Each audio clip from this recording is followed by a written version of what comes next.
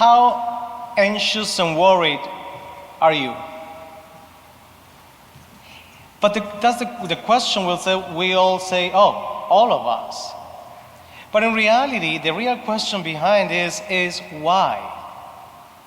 How many of those moments, of those situations, of those ideas that generates anxiety and fear in us, how many of those are real? We have a problem as humans in this, that we want to control everything, right? Like it or not, most of us, we are control freaks. We want to everything on my way, and I want it that way, specifically that way. The problem is, reality is not like that. And the more you try to control, the more you figure out it's just little things and few things in life that you can have 100% control on that, right? So most of the time we are anxious and worried about things that we cannot control. And the question is that logic? Is that logical? How many minutes, hours, days, months, years we spend worrying with anxiety for things that we imagine? Oh, I don't know what happened. What if? Do you know the outcome already? No. So do you know what's going to happen tomorrow? No. Do you know how things going to turn out tomorrow? No. Duh. So why you spend all this time with, because anxiety, being always anxious and worried means many things, but above all is, in spiritual life especially, it's lack of trust. If you have been responsible, if you have done your part, and you have done it well, that's all you can do. Other than that, it's up to God, and that things go as they are supposed to go. All comes to, I did my part, and I did it with responsibility, and that's all I can do.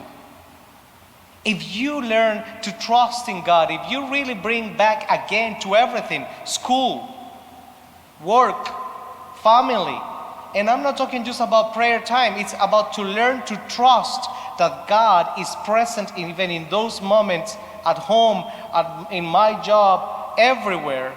If I bring back God to all those realities, anxiety, being anxious all the time and being worried all the time, goes down, because I learned to trust. And that, my friends, is the gospel today.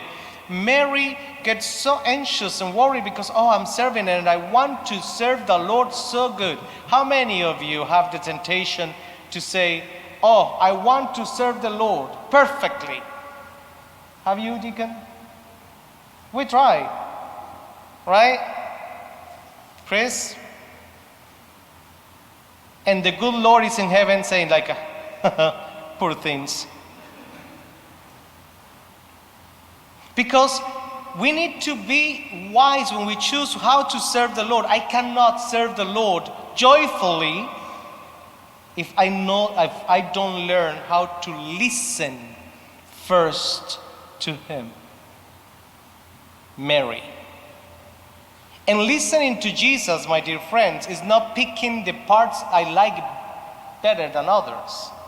Oh, I love when Jesus said love one another, but I love just the people I like. No, He said also love your enemy. Oh, I love Jesus because Jesus saved me. Oh yes, you remember Jesus said to you, turn your cheek? I don't like that part, so that's not my Jesus. Well, Mary, listening everything He said, she learned that if she really wants to serve God joyfully, she must listen and put into practice everything Jesus said, taught, and lived. Not just the parts that are the easiest, ones. My dear friends, this gospel this weekend, it's an awakening for all of us. If we really want to serve the Lord, if we really want to become disciples of Christ, like Paul in the second reading, to bring Jesus to our society again, we need to show that by the way we live. The opening prayer says that they may learn how to live the commandments. Remember what I said last Sunday? The 10 Commandments, more than a law and a rule, is just the basic ways to love one another. If we do not learn to love God properly, it's impossible that we learn to love one another. It's just fake love. It's just, I like you, and that's it. True love comes with sacrifices, comes with the self-giving. And Jesus is the one who showed us and taught us that. And I finished with the first reading, with the Psalm 15. Who is the blameless one? If I ask here, who of us is blameless? That's a big word, right? And if we turn to Jesus again, like Mary, looking to Jesus, He is the only one. He is the only one. He didn't gossip or curse any of his fellow men. Even when he was walking through Calvary, he didn't talk back or ill about Judas, that deserves it, but he didn't. He didn't talk back on the back of the apostles. He wasn't gossiping about any that happened with the 12 or the others, because Jesus was blameless. Jesus looked everybody with the same love of God. And to become blameless, he did something that we all need to learn, and it's difficult. Obedience. And we don't like that word, right? Obedience, that's against my freedom.